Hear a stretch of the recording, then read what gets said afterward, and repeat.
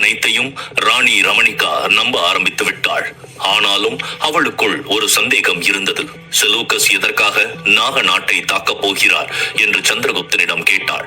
உடனே சந்திரகுப்தன், நான் சொல்வதை கவனமாக கேளுங்கள் ராணி ரமணிகா. சிதறி கிடக்கும் தேசங்கள் அனைத்தையும் ஒன்று இணைத்து ஒரே பாரதமாக மாற்ற வேண்டும் என்ற நோக்கத்திற்காக நான் மகத நாட்டிலிருந்து கிளம்பும் நேரத்தில் செலூக்கஸ் காந்தாரத்தில் இருந்தார். அத்துடன் அவருடைய படைகளும் அங்கே இருந்தது. அவர் தன்னுடைய படைகளை கடற்கரைக்கு அருகில் உள்ள நாடுகள் அனைத்திற்கும் அனுப்பி அங்கே ஹெலனாவை தேடிக் கொண்டிருந்தார்.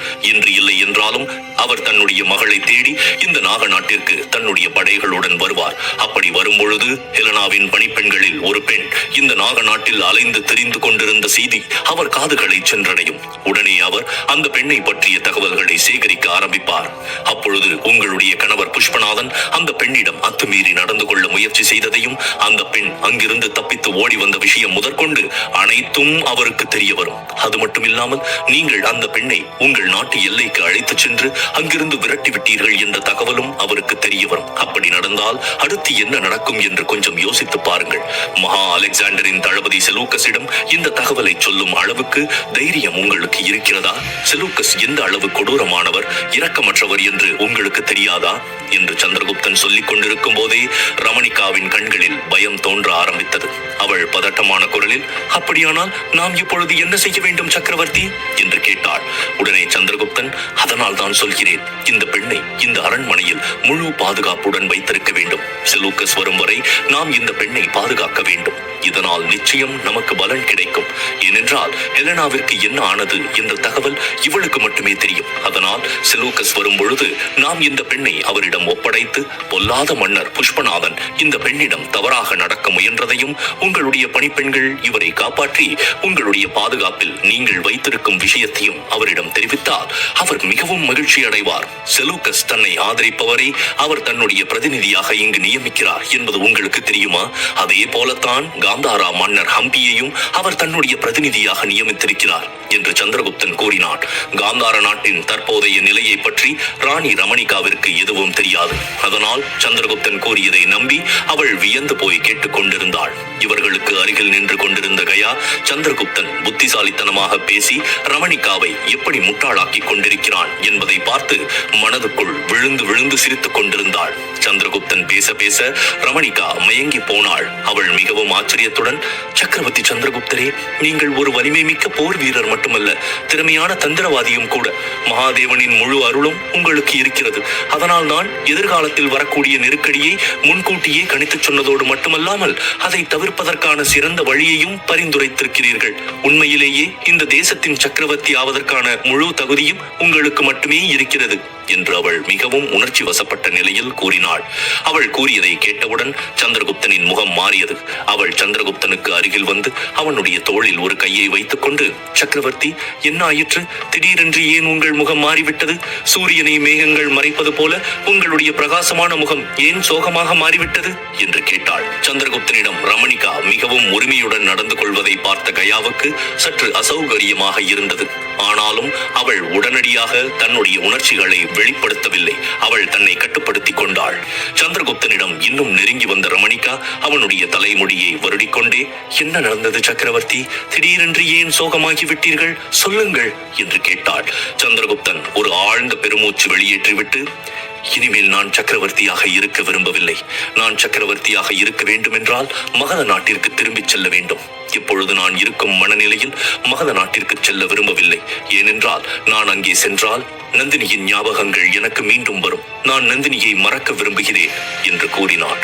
அவன் கூறியதை கேட்டவுடன் கயாவுக்கும் மிகவும் அதிர்ச்சியாக இருந்தது. அதே சமயம் ரமணிகாவின் மனம் மகிழ்ச்சியில் துள்ளி குதித்தது. அவள் வேண்டுமென்றே சந்திரகுப்தனிடம் இன்னும் நெருங்கி வந்து, என்ன சொல்கிறீர்கள் சக்கரவர்த்தி? உங்கள் ராஜ்யமான மகத நாட்டிற்கு நீங்கள் திரும்பிச் செல்ல விரும்பவில்லையா என்று கேட்டாள். ஆமாம் ரமணிகா, இப்பொழுது நான் மகதத்தை வெறுக்க ஆரம்பித்து விட்டேன். என்னுடைய வாழ்க்கையை இனிமேல் நான் புதிதாக தொடங்க விரும்புகிறேன். அதற்கு உங்களுடைய நாக நாட்டிலேயே நான் இருக்க விரும்புகிறேன் என்று சந்திரகுப்தன் விரக்தியான குரலில் கூறினான். இதை கேட்டவுடன் ரமணிகாவின் முகத்தில் மகிழ்ச்சி தாண்டவமாடியது. அவளால் தன்னுடைய காதுகளையே நம்ப முடியவில்லை. இந்த முறை அவள் தன்னுடைய மகிழ்ச்சியை மறைத்துக் கொள்ளாமல் உற்சாகமான குரலில், நீங்கள் சொல்வதை கேட்கும் பொழுது எனக்கு மிகவும் சந்தோஷமாக இருக்கிறது. நான் இதை பற்றி பேசுவதற்காகத்தான் இங்கே வந்தேன். என் மனதில் இருக்கும் ஆசையை நீங்களே வெளிப்படுத்தி விட்டீர்கள்.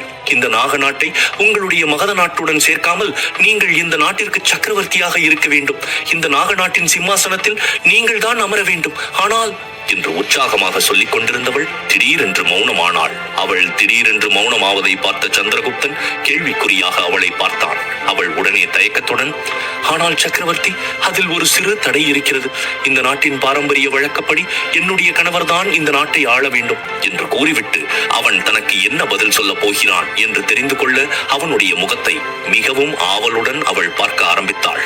அவள் கூறியதை கேட்ட சந்திரகுப்தன் சற்றே தயங்கிய குரலில், நீங்கள் விருப்பப்பட்டால் அது சாத்தியம்தான் ராணி ரமணிகா என்று கூறினான்.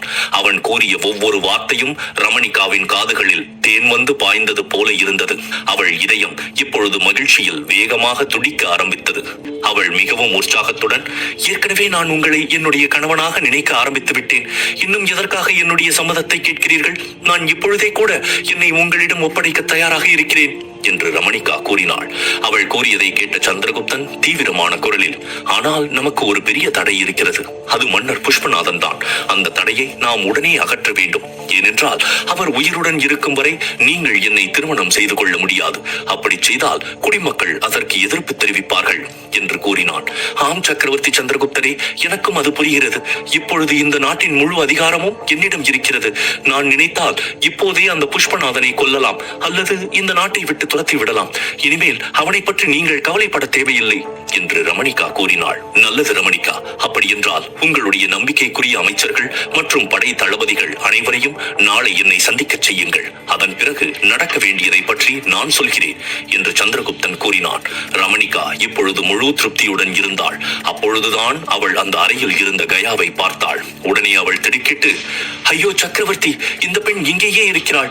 இவளை நான் கவனிக்கவே இல்லையே. நாம் பேசியது அனைத்தையும் இவள் கேட்டிருப்பாளோ என்று அவள் சந்தேகமாக கேட்டாள்.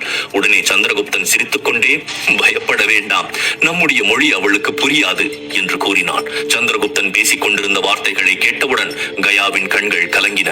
ஆனால் சந்திரகுப்தன் அவளை புறக்கணித்து ரமணிகாவை பார்த்து, இந்த பெண் இந்த அரண்மனையில் பாதுகாப்பாக தங்குவதற்கு ஏற்பாடு செய்யுங்கள். இந்த பெண்ணின் பாதுகாப்பு விஷயத்தில் நாம் சிறப்பு கவனம் செலுத்த வேண்டும் என்று அவன் கூறினான். நீங்கள் நிம்மதியாக இருங்கள் சக்கரவர்த்தி, இந்த பெண்ணை நான் மிகவும் நன்றாக கவனித்துக் கொள்வேன் என்று ரமணிகா கூறினாள். பிறகு தரையில் உடைந்த பகுதியை பார்த்துவிட்டு, இனிமேல் நீங்கள் இந்த அறையில் தங்க வேண்டாம் சக்கரவர்த்தி, என்னுடைய தனி அறையில் என்னுடனே இருக்க வேண்டும். நீங்கள் இருவரும் என்னுடன் வாருங்கள் என்று கூறி ரமணிகா அந்த அறையில் இருந்து வெளியேறினாள். அவளை பின்தொடர்ந்து சந்திரகுப்தனும் கயாவும் சென்றார்கள். சந்திரகுப்தன் இப்பொழுதுதான் கயாவை திரும்பி பார்த்தான். கயா மனதில் ஒரு பக்கம் கவலை இருந்தாலும் சந்திரகுப்தனை அடைந்து விட்டதை எண்ணி சந்தோஷமாகவும் இருந்தது. அவனை பார்த்து கயாவின் உதடுகளில் புன்னகை தோன்றியது. ஆனால் சந்திரகுப்தனின் முகத்தில் கவலை தெரிந்தது. மறுபுறம் மகத நாட்டின் அரண்மனையில் குறிப்பிட்ட நேரத்தில் அரசவை தொடங்கியது. அனைத்து அமைச்சர்களும் படை தளபதிகளும் முதன்மை அமைச்சர்களும் அவரவர் இடத்தில் அமர்ந்திருந்தார்கள். சந்திரகுப்தனின் சிம்மாசனம் மட்டும் காலியாக இருந்தது. அதற்கு அருகில் இருந்த ஒரு இருக்கையில் சாணக்கியர் அமர்ந்திருந்தார். அவருக்கு அடுத்தடுத்த இருக்கையில் வியாபாரி மோகனதாசரும் சம்புநாதரும் அமர்ந்திருந்தார்கள். அப்பொழுது வயதான அமர்நாத்தின் தோற்றத்தில் இருந்த ஆமாத்தியரையும் அவருடைய வேலைக்காரனாக இருக்கும் செலூக்கஸையும் ஒரு காவலாளி அரசவைக்குள் அழைத்துக் கொண்டு வந்தார். உள்ளே நுழைந்தவுடன் ஆமாத்தியர் ஒரு கணம் தன்னை மறந்து அப்படியே நின்று விட்டார். ஒரு காலத்தில் தலைமைச் செயலாளராக அவர் அமர்ந்திருந்த அரசவை இது. அன்று போலவே இன்றும் சில விஷயங்களை தவிர மற்ற எதுவும் மாறாமல் அப்படியே இருந்தது. மன்னர் தனநந்தரின் ஆட்சி காலத்தில் இந்த அரசவையில் பல முக்கிய பொறுப்புகளில் இருந்த மூத்த அமைச்சர்கள் எப்பொழுதும் இருந்தார்கள். ஒரே வித்தியாசம் என்னவென்றால் அப்பொழுது அவர்கள் அனைவரும் ஆமாத்தியரின் கட்டுப்பாட்டில் இருந்தார்கள். ஆனால் இப்பொழுது அவர்கள் சாணக்கியரின் பக்கம் இருக்கிறார்கள். அப்பொழுது இந்த அரியணையில் மன்னர் தனநந்தர் இருந்தார். இப்பொழுது அந்த அரியணை காலியாக இருக்கிறது. அப்படி என்றால் சந்திரகுப்தன் இன்னும் இங்கு வந்து சேரவில்லை என்று அவர் தன்னுடைய மனதுக்குள் நினைத்துக் கொண்டார். அவருடைய திகைப்பை ஒரு குரல் கலைத்தது. ஆச்சாரியர் அவரை பார்த்து, வாருங்கள் வாருங்கள் பெரியவரே, உங்களையும் உங்கள் பணியாளரையும் இந்த அரசவை அன்புடன் வரவேற்கிறது, தயவு செய்து அமருங்கள் என்று கூறினார். உடனே ஆமாத்தியரும் செலூக்கஸும் அங்கிருந்த அனைவரையும் வணங்கிவிட்டு ஒரு மூலையில் போடப்பட்டிருந்த இருக்கையில் உட்கார்ந்தார்கள். இருவரையும் அரசவையில் இருந்த அனைவருக்கும் அறிமுகப்படுத்திய ஆச்சாரியர், ஐயா, நீங்கள் எங்கள் மகத நாட்டில் கிடைக்கும் இரும்பு தாதுவுடன் பாஸ்பரஸை கலந்து வலிமையான ஆயுதங்களை தயாரிக்க முடியும் என்று கூறியிருந்தீர்கள். நீங்கள் அந்த வேலையை இன்று முதலே ஏன் தொடங்கக்கூடாது என்று கேட்டார். உடனே ஆமாத்தியர் தன்னுடைய முதுகை வளைத்து பணிவான குரலில், தலைமை ஆலோசகர் சாணக்கியர் அவர்களே, உங்கள் விருப்பப்படி நான் இப்பொழுதே இந்த பணியை தொடங்க விரும்புகிறேன். ஆயுதங்களை வெட்டி எடுக்கும் இடம் எங்கே இருக்கிறது என்று கேட்டார். அந்த இடம் இங்கிருந்து வெகு தொலைவில் இருக்கும் கிராம பகுதியில் இருக்கிறது. ஆனால் நீங்கள் அவ்வளவு தூரம் சென்று அலைய வேண்டாம். அரண்மனையின் ஒரு பகுதியிலேயே ஆயுதங்களை தயாரிக்கும் ஒரு புதிய ஆலையை நாங்கள் நிர்மாணித்திருக்கிறோம். இங்கேயே ஆயுதங்கள் தயாரிக்க வேண்டும் என்று நாங்கள் முடிவெடுத்திருக்கிறோம். அதனால் நீங்கள் அங்கு சென்று முழுமையாக ஆய்வு செய்யுங்கள். அதில் ஏதேனும் குறைபாடுகள் இருந்தால் அதை உடனே சரி செய்து விடலாம் என்று சாணக்கியர் கூறினார். பிறகு அவர் சம்புநாதரை பார்த்து, சம்புநாதரே, இந்த விருந்தினர்கள் இருவரையும் நீங்கள் நம்முடைய புது ஆலைக்கு அழைத்துக் கொண்டு செல்லுங்கள் என்று கட்டளையிட்டார். உடனே சம்புநாதர் எழுந்து அவர்கள் இருவரையும் அழைத்துக் கொண்டு அந்த அரசவையில் இருந்து வெளியேறினார். அங்கிருந்து வெளியே வந்து சம்புநாதர் செல்லும் திசையை பார்த்தவுடன் ஆமாத்தியருக்கு தூக்கி வாரி போட்டது. ஏனென்றால் சம்புநாதர் இப்பொழுது அரண்மனையின் நிலவரை இருக்கும் பகுதிக்கு சென்று கொண்டிருந்தார். ஆமாத்தியரின் இதயம் பயத்தில் வேகமாக துடிக்க ஆரம்பித்தது. ஏனென்றால் அரசவைக்கு வருவதற்கு சிறிது நேரத்திற்கு முன்புதான் ஹெலனாவை அரண்மனை நிலவரைக்குள் அடைத்து வைத்திருக்கலாம். இன்று இரவு அங்கே செல்ல வேண்டும் என்று செலூக்கஸ் கூறிக்கொண்டிருந்தான். ஆச்சாரியரின் உத்தரவுக்கு இணங்க சம்புநாதர் ஆமாத்தியரையும் செலூக்கஸையும் அழைத்துக் கொண்டு நிலவரை பகுதிக்கு சென்றார். சம்புநாதர் நிலவரையை நோக்கி நடப்பதை பார்த்தவுடன் ஆமாத்தியருக்கு பயம் வந்துவிட்டது. ஒருவேளை ஆயுத தொழிற்சாலையை பார்வையிடும் சாக்கில் தங்களை ஆச்சாரிய சாணக்கியர் சிறையில் அடைக்க திட்டமிட்டிருக்கிறாரோ என்று அவர் நினைத்தார். ஆயுத களஞ்சியத்தை ஆய்வு செய்யும் சாக்கில் நிலவரை பகுதியில் தன்னுடைய மகள் வைக்கப்பட்டிருந்தால் அவளை பார்க்கலாம் என்று செலூக்கஸ் நம்பிக்கொண்டிருந்தான். ஆமாத்தியர் ஒரு பக்கம் நிலவரை நோக்கி பயத்துடன் சென்று கொண்டிருந்தார். அதே சமயம் செலூக்கஸுக்கு தன்னுடைய மகள் இங்கேதான் சிறை வைக்கப்பட்டிருக்கலாம், அவளை எப்படியாவது நாம் சந்தித்து காப்பாற்ற வேண்டும் என்ற நம்பிக்கையில் சம்புநாதரை பின்தொடர்ந்து இருவரும் சென்று கொண்டிருந்தார்கள். இந்த நிலவரை பகுதி அரண்மனையின் அடித்தளத்தில் இருந்தது. அவர்கள் சென்ற பொழுது அந்த இடம் மிகவும் நிசப்தமாக இருந்தது. வாசல் பக்கம் 2 காவலர்களை தவிர அங்கு வேறு எந்த காவலர்களும் இல்லை. அந்த இடத்திற்கு வந்தவுடன் சம்புநாதர் ஆமாத்தியரை பார்த்து, இதுதான் எங்களுடைய புதிய ஆயுத களஞ்சியம். இந்த இடத்தை முழுமையாக பரிசோதனை செய்து பாருங்கள். இந்த இடம் ஆயுதங்கள் தயாரிப்பதற்கு ஏற்ற வகையில் இருக்கிறதா அல்லது இன்னும் வேறு ஏதேனும் மாற்றங்கள் செய்ய வேண்டுமா என்று சொல்லுங்கள் என்று கூறினார். சம்புநாதர் கூறியதை கேட்டவுடன் ஆமாத்தியர், ஆனால் இது அரண்மனையில் சிறை போல இருக்கிறது என்று கேட்டார். உடனே சம்புநாதர் அவருடைய கண்களை உற்று பார்த்து, உங்களுக்கு எப்படி தெரியும் என்று கேட்டார். உடனே ஆமாத்தியர் அந்த நிலவரை பகுதிகளை சுட்டிக்காட்டி, இந்த இடத்தை பார்க்கும்போது சிறைச்சாலை போல தெரிகிறது, அதனால் தான் அப்படி கேட்டேன் என்று அவர் சமாளித்தார். ஆம், இதற்கு முன்பு இந்த இடம் சிறைச்சாலையாகத்தான் இருந்தது. ஆனால் சந்திரகுப்தர் எப்போது மகத நாட்டின் புதிய பேரரசர் ஆனாரோ அப்பொழுது இந்த சிறைச்சாலைக்கு வேலையில்லாமல் போய்விட்டது. அத்துடன் ஆச்சாரியர் சாணக்கியர் தலைமை ஆலோசகராக நாட்டு நிர்வாகத்தை கவனிக்க ஆரம்பித்தது முதல் நம்முடைய நாட்டில் குற்றங்கள் குறைந்து விட்டன. இந்த சிறைச்சாலையில் தனநந்தரின் காலத்தில் அடைத்து வைக்கப்பட்டிருந்த கள்வர்கள், ஊழல்வாதிகள், வஞ்சகர்கள் அனைவரும் வெளியேற்றப்பட்டு விட்டார்கள். இப்பொழுது அவர்களும் திருந்தி நல்ல ஒரு வாழ்க்கை வாழ்ந்து கொண்டிருக்கிறார்கள் என்று சம்புநாதர் கூறினார். அப்படி என்றால் இப்பொழுதெல்லாம் நாட்டில் குற்றங்களே நடக்கவில்லையா என்று ஆமாத்தியர் கிண்டலாக கேட்டார். நடக்காமல் இல்லை, அவ்வப்போது சிறு சிறு சண்டை சச்சரவுகள் ஏற்படும். அந்த பிரச்சனைகள் அப்படியே பேச்சுவார்த்தைகள் மூலம் தீர்க்கப்பட்டு விடுகின்றன. அதனால் இந்த சிறைச்சாலைக்கு வேலையே இல்லாமல் போய்விட்டது. அதனால்தான் இந்த இடத்தை ஆயுத உற்பத்திக்கு பயன்படுத்தலாம் என்று ஆச்சாரிய சாணக்கியர் முடிவு செய்திருக்கிறார் என்று சம்புநாதர் கூறினார். கூறினார். சம்புநாதர் கூறியதிலிருந்து மகத நாடு முன்பை விட இப்பொழுது மிகவும் நல்ல நிலையில் இருக்கிறது என்று ஆமாத்தியருக்கு புரிந்தது. அந்த வார்த்தைகளை அவரால் ஏற்றுக்கொள்ள முடியவில்லை. சம்புநாதரின் வார்த்தைகள் ஆமாத்தியரின் கன்னத்தில் அறைவது போல இருந்தன. அப்படி என்றால் உங்களுக்கு குற்றவியல் சட்டங்களின் மீது நம்பிக்கை இல்லையா என்று ஆமாத்தியர் கேட்டார். அப்படி இல்லை, குற்றவியல் சட்டங்கள் மீது எங்களுக்கும் நம்பிக்கை இருக்கின்றது. ஆனால் தண்டனை என்ற பெயரில் அப்பாவி குடிமக்களை சித்திரவதை செய்வதை நாங்கள் விரும்பவில்லை. மன்னர் தனநந்தர் காலத்தில் வரி செலுத்தாத விவசாயிகள் மற்றும் குடிமக்களுக்கு பல கொடுமைகள் நடந்தன. அவர்களை தனது சிறையில் அடைத்து சித்திரவதை செய்தார். இந்த கொடுமையில் அவருடைய தலைமைச் செயலாளர் ஆமாத்தியருக்கும் முக்கிய பங்கு இருந்தது. தன் பங்குக்கு அவரும் மக்களை சித்திரவதை செய்து கொண்டிருந்தார் என்று கூறிய சம்புநாதர் ஒரு ஆழ்ந்த பெருமூச்சு வெளியேற்றிவிட்டு, இந்த நிலவரையில் எத்தனை அப்பாவிகளின் உயிர் போனதோ தெரியவில்லை என்று அங்கலாய்த்துக் கொண்டார். சம்புநாதர் கூறிய ஒவ்வொரு வார்த்தையும் ஆமாத்தியரின் இதயத்தை அவமானத்தால் எரித்தது. ஆனால் அவர் தன்னுடைய உணர்ச்சிகளை வெளிக்காட்டிக் கொள்ளாமல் கஷ்டப்பட்டு கட்டுப்படுத்திக் கொண்டார். மேலும் தொடர்ந்த சம்புநாதர், அதை விடுங்கள், நீங்கள் இப்பொழுது இந்த இடத்தை முழுமையாக ஆய்வு செய்யுங்கள். உங்கள் நிபந்தனைகள் எதுவாக இருந்தாலும் அதை ஆச்சாரியருக்கு வெளிப்படுத்துங்கள் என்று கூறிய சம்புநாதர் உடனே அங்கிருந்து கிளம்பினார். இப்பொழுது ஆமாத்தியரையும் செலூக்கஸையும் தவிர வேறு யாரும் அந்த இடத்தில் இல்லை. சற்று தொலைவில் 2 காவலர்கள் மட்டும் நின்று கொண்டிருந்தார்கள். அங்கிருந்து கிளம்பியவுடன் பொறுமை இழந்த செலூக்கஸ் ஆமாத்தியரை பார்த்து நிலவரை பகுதிக்கு செல்லுமாறு சைகை செய்தான். உடனே ஆமாத்தியர் தன்னுடைய குரலை குறைத்துக் கொண்டு, அங்கே 2 காவலர்கள் நின்று கொண்டிருக்கிறார்கள். இப்பொழுது நாம் நிலவரை பகுதிக்கு சென்றால் அவ்வளவுதான். அவர்களுக்கு நம் மீது சந்தேகம் வந்துவிடும். அதனால் நாம் இந்த இடத்தை மட்டும் ஆய்வு செய்துவிட்டு இங்கு இருந்து கிளம்பி விடுவோம். இரவு மீண்டும் வந்து இந்த நிலவரை பகுதியில் யார் இருக்கிறார்கள் என்று தேடி பார்ப்போம் என்று ஆமாத்தியர் கிசுகிசுப்பான குரலில் கூறிக்கொண்டிருக்கும் பொழுதே குறுக்கிட்டு, அதெல்லாம் முடியாது. இப்பொழுதே நாம் இந்த நிலவரை பகுதியில் இருக்கும் சிறைகளை பார்வையிட வேண்டும் என்று கட்டளையிட்டான். செலூக்கஸை மீறி ஆமாத்தியரால் எதுவும் செய்ய முடியவில்லை. வேறு வழியில்லாமல் அவர் அங்கு இருந்த காவலர்களை பார்த்தார். அவர்கள் இருவரும் ஏதோ மும்முரமாக பேசிக் கொண்டிருந்தார்கள். உடனே அவர் ஒரு கணமும் தாமதிக்காமல் அங்கு இருந்த தாழ்வார பகுதியில் நுழைந்தார். அவரை தொடர்ந்து செலூக்கஸ் சென்றார். அவர்கள் இருவரும் அந்த நிலவரையில் சிறைகள் இருந்த பகுதிக்கு வந்தார்கள். அங்கு ஒரு நீண்ட தாழ்வாரம் இருந்தது. அந்த தாழ்வாரத்துக்கு 2 பக்கமும் சிறிய சிறிய அறைகள் கட்டப்பட்டிருந்தன. அந்த அறைகளின் கதவுகள் மிகவும் வலிமையானதாக இருந்தன. அந்த கதவுகள் அனைத்தும் பூட்டப்பட்டிருந்தன. அந்த இடத்தை பார்த்தவுடனே ஆமாத்தியருக்கு தன்னுடைய பழைய நாட்கள் ஞாபகம் வந்தது. நான் இந்த சிறைச்சாலையை மிகவும் புத்திசாலித்தனத்துடனும் கவனமாகவும் கட்டினேன்.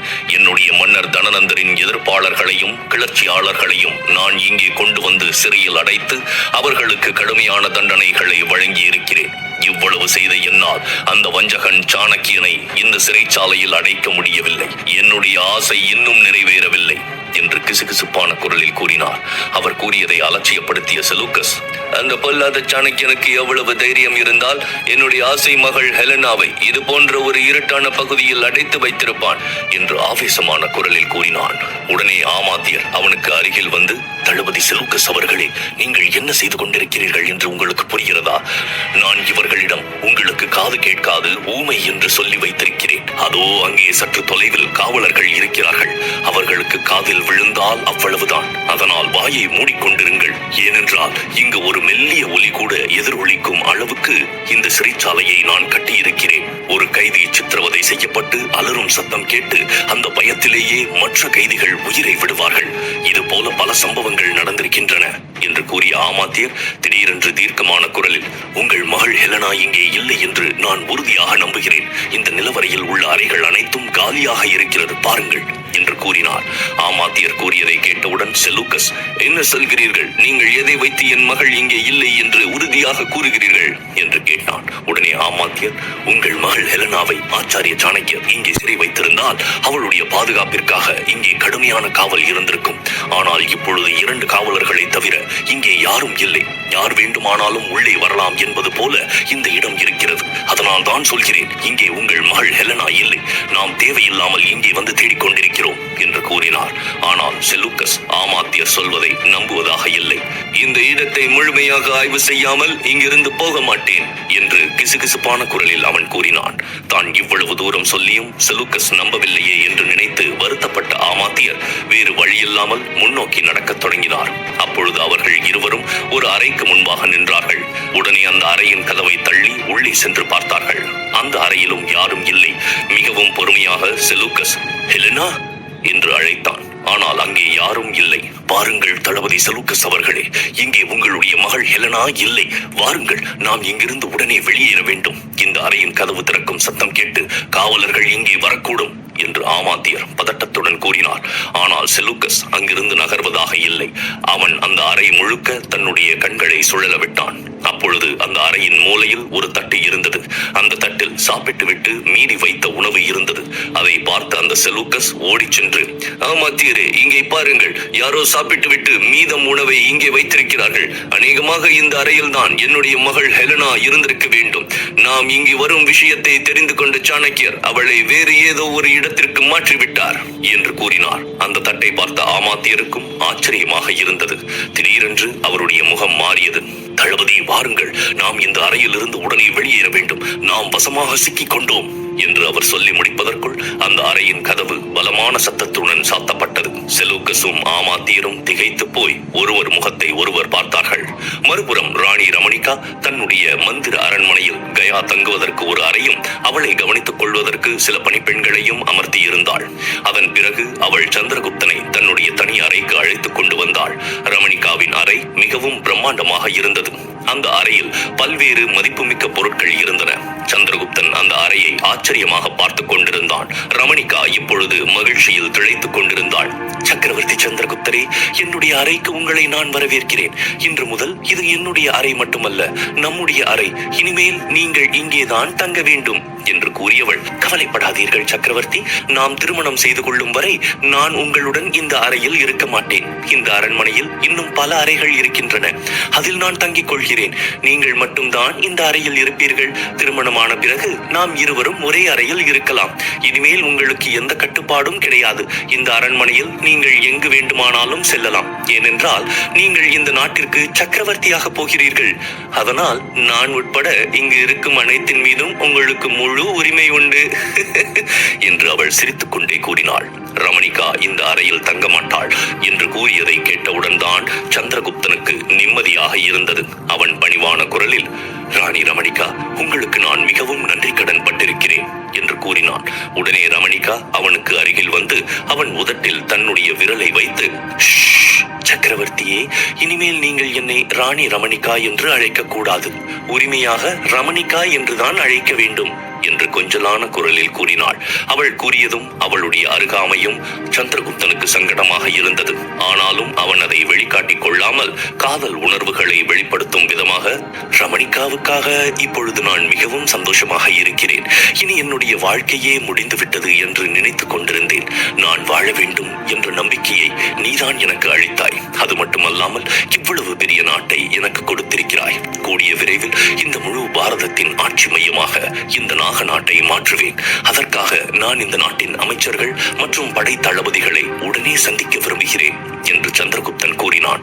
அவன் கூறியதை கேட்டு சந்தோஷப்பட்ட ரமணிகா, கண்டிப்பாக சக்கரவர்த்தி சந்திரகுப்தரே, இன்று மாலையே அமைச்சர்களையும் படை தளபதிகளையும் நான் கூட்டுகிறேன். அதுவரை நீங்கள் சற்று ஓய்விடுங்கள் என்று கூறி அவள் அந்த அறையிலிருந்து கிளம்பினாள். அவள் அறை வாசலுக்கு செல்லும் பொழுது சந்திரகுப்தன் அவளை பார்த்து, ரமணிகா என்று அன்போடு அழைத்தான். உடனே நின்ற ரமணிகா திரும்பி வந்து அவனுடைய தோள்களில் கையை போட்டுக்கொண்டு, ஏன் அழைத்தீர்கள் சக்கரவர்த்தி? நான் இங்கிருந்து போக வேண்டாமா? உங்களுடனே இருக்க வேண்டுமா என்று அவள் கேட்கும் பொழுது அவள் உதடுகளில் ஒரு குறும்பு சிரிப்பு தவழ்ந்தது. சந்திரகுப்தன் அதை கண்டுகொள்ளவில்லை. மிகவும் தீவிரமான குரலில், நான் உன்னிடம் ஒரு விஷயம் சொல்ல விரும்புகிறேன் என்று கூறினான். உடனே ரமணிகாவும் தீவிரமான குரலில், சொல்லுங்கள் சக்கரவர்த்தி, என்ன விஷயம் என்று கேட்டாள். இது உன்னுடைய தலைமை பணிப்பெண் திலோத்தமா பற்றியது என்று அவன் தயக்கத்துடன் கூறினான். அவன் கூறியதை கேட்ட ரமணிகாவுக்கு முதலில் ஒன்றும் புரியவில்லை. அவள் கேள்விக்குறியாக அவனுடைய முகத்தை பார்த்தாள். எனக்கு என்னவோ அந்த திலோத்தமா புஷ்பநாதனின் ஆளாக இருப்பாளோ என்று சந்தேகமாக இருக்கிறது. ஏனென்றால் அவள் நம் இருவருக்கும் இடையில் எந்த உறவும் ஏற்படக்கூடாது என்பதில் மிகவும் கவனமாக இருக்கிறாள். உன்னுடைய மனதில் என்னை பற்றிய சந்தேகத்தை அவள் திரும்ப திரும்ப விதைக்க முயற்சி செய்கிறாள். அது மட்டுமல்ல, அவளுக்கு என் மீது மோகம் இருக்கிறது. அன்று ஒரு நாள் அவள் என்னுடைய அறைக்கு வந்து என்னை மயக்க முயற்சி என்று கூறியவன் வேண்டுமென்றே தான் சொல்ல வந்ததை முழுமையாக கூறாமல் அப்படியே பாதியில் விட்டுவிட்டான். இப்போது ரமணிகாவின் எதிர்வினை எப்படி இருக்க போகிறது என்று அவன் பார்க்க விரும்பினான். இவ்வளவு நேரம் சிரித்து சந்தோஷமாக இருந்த ரமணிகாவின் முகம் சந்திரகுப்தன் கூறியதை கேட்டவுடன் கல்லை போல கடினமாகிவிட்டது. கோபத்தில் அவளுடைய கண்கள் செக்கச்செவியல் என்று சிவக்கத் தொடங்கின. சந்திரகுப்தன் ராணி ரமணிகாவை தன்னுடைய வலையில் சிக்க வைக்க முயற்சி செய்கிறானா? இதில் அவன் வெற்றி பெறுவானா? மகத நாட்டின் அரண்மனையில் ஆமாத்தியர் மற்றும் செலூக்கஸ் இருவரும் சிறையில் அடைக்கப்பட்ட நிலையில் அடுத்து என்ன நடக்கும் என்று தெரிந்து கொள்ள